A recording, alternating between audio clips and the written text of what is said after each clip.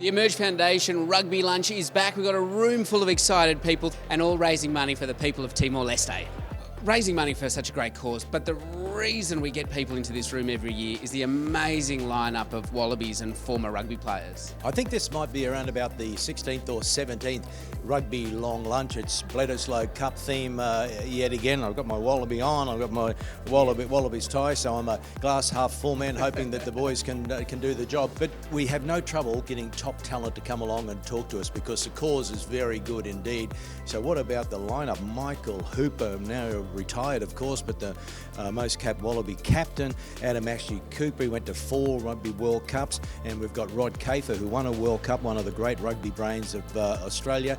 And we've got, you got to throw in a Kiwi, and he's a good Kiwi, this one. Justin Marshall, who at one stage was the most capped Kiwi scrum half, and he's still a renowned commentator and analyst for Sky Sport in New Zealand. So there's 4, and then you've got the superstar of sevens, Charlotte Caslick. So yeah, they all jumped at the opportunity to help the Emerge Foundation because it's such a great cause. The sporting side of playing rugby for Australia is one thing, but what about the stuff around that? All of these types of events that you get to go to. How do you see that slotting into your career?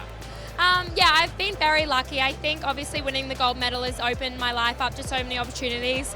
To be able to be a part of events like this and raise money and support foundations like the Emerge Foundation's been incredible, and obviously the emphasis it has on supporting women and helping women reach their potential in life is so important to me. So something I'm really proud to be a part of. It was nice to see that the Wallabies All Black rivalry doesn't just finish when you come off the field. No, it never finishes. I'm actually a little gutted because there was 3 Aussies up there to 1 Kiwi. And I feel like he got the upper on us. He definitely spoke more than the 3 of you combined. I mean, he's not short. He could talk underwater, that bloke. But no, it's interesting. It's great to be able to, I guess, work with greats of the game up there on the panel, because you still pick up a lot of gems and insights. I love the panel chats. Is it really possible for a Wallaby and an All Black to be mates after rugby? It is, but never on a footy field. Right. Yeah. So I reckon if you had a couple ex-All Blacks, a couple ex-Wallabies, you could be having a great joke off the field, and then maybe a ball gets introduced, and then all of a sudden you're playing a game of touch. It's over. Like, Can you explain the feeling of watching a Bledisloe, the lead up to a Bledisloe, and what it's going to be like watching the guys run out on Saturday and be a spectator? Yeah, well, it's going to be fairly new territory for me. I haven't missed many over the last few years, but it's the games you want to be a part of. So not being out there, I think to give you some insight on what it's like as a player, as the game leads up, there's sort of certain energy that's hard to describe starts building. You get to wake up on game morning and you start getting the drips of sweat under the arm. Your body knows that something's on, and I think as a spectator, because of the magnitude of these games and so many storylines, I'm starting to even talk about it now. It just brings a different energy to it. So, mate, it's pretty cool stuff. See the All Black Wallaby rivalry alive and well. After the panel discussion, how do you think it all went? Who won? Yeah, it's a good question. I feel that the rivalry is a great rivalry because the word rivalry is appropriate. But equally, there's good camaraderie between us anyway. I feel that, particularly through our period, but I know that they're still doing it in the modern day. The connection off the field is equally as important about what happens on the field. And so what you do is go bash the crap out of each other on the field, but then that's where it stays.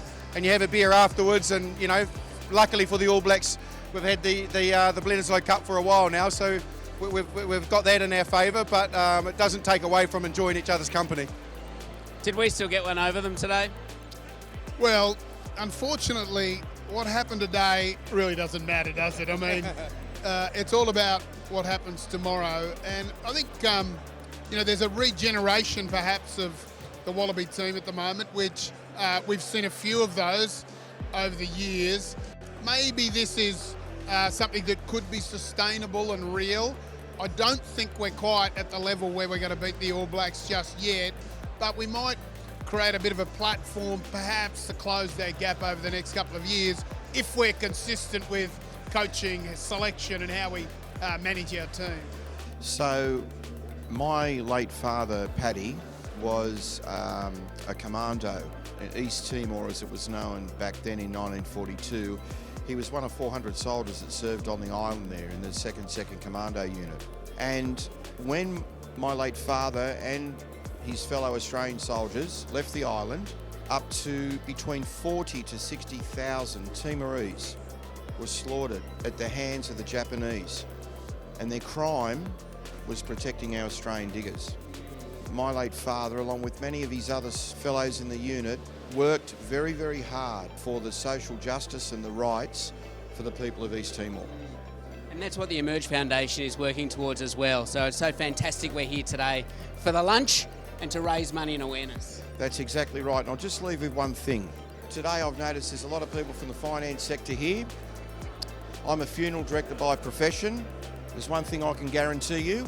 You can't take your money with you. So while you're here today, empty your pockets as if it's your last day and support a child, support a teacher, support a nurse, and support the growth of the little country just north of Darwin. Thank you.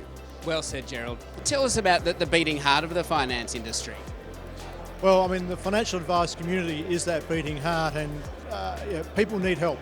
And this is what financial advisors do day in, day out. And this is just another way, like this foundation, it's another way of giving help. Can you tell us a little bit about what the committee does and how important this lunch is for what you're trying to achieve?